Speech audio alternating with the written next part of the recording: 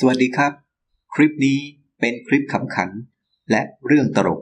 คลิปที่17ของช่อง Braintertainment บันเทิงเชิงรับสมอง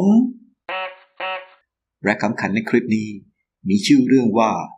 ลมพายุจาก8ทิศแพ้ลมอะไรโอ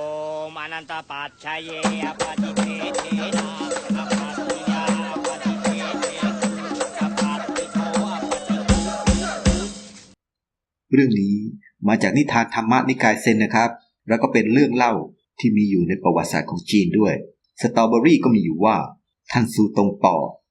ซึ่งเป็นสุดยอดกวีที่มีชื่อเสียงอมตะท่านหนึ่งของจีนท่านเกิดในสมัยราชวงศ์ซ่งใต้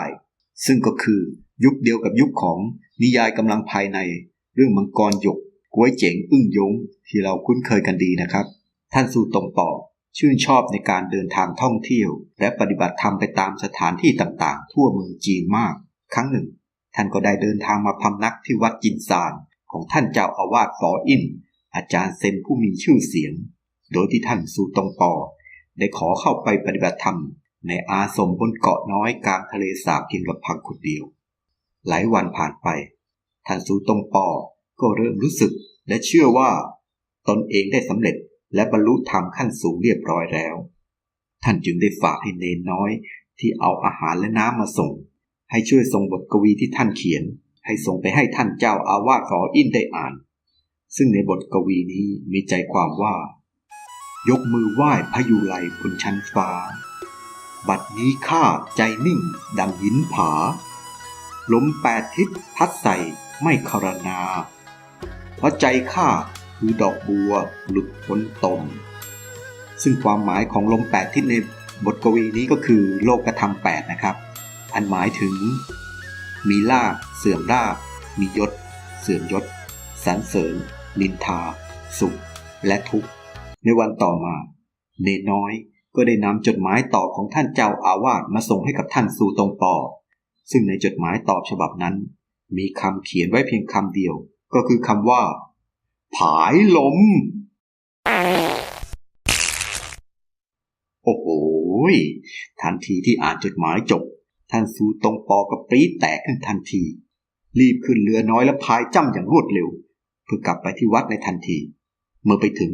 ก็รีบเข้าไปที่ห้องของท่านเจ้าอาวาสฝออินแล้วพูดขึ้นด้วยน้ำเสียงสุดโกรธขึ้นว่าท่านเจ้าอาวาสเสียแรงที่ข้านับถือมันนานท่านเขียนคำว่าผายลมส่งให้ข้าแบบเนี้ยมันหมายความว่ายังไงฮะใจเย็นๆนะโยมก็อาตมาเห็นบทกวีของโยมบอกว่าตอนเนี้ยขนาดลมพายุจาก8ทิศก็ยังพัดให้ใจโยมขยื่นไม่ได้เลยอาตมาก็เลยลองใช้ลมที่9มาทดลองความนิ่งของจิตใจโยมไงล่ะเข้าใจไหมว้าว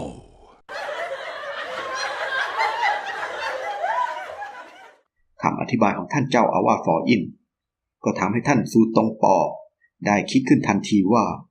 เพียงแค่คำว่าลมตดเพียงคำเดียวก็ทำให้ท่านโกรธจนหน้ามืดเสียแล้วดังนั้นที่คิดว่าตนเองบรรลุธรรมขั้นสูงแล้วนั้นมันเป็นการมโนเพ้อฝันเอาเองทั้งสิ้นท่านจึงได้คุกเข่าลงคำนับขอบคุณต่อคำสอนอันสุดลึกซึ้งของท่านอาจารย์ฝออินในทันที